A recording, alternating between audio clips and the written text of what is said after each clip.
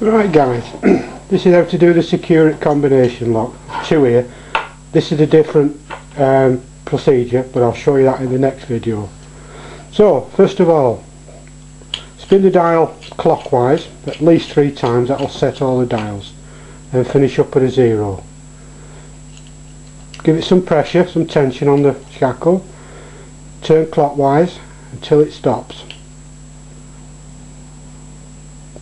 Quite a heavy stop, you'll know it's there.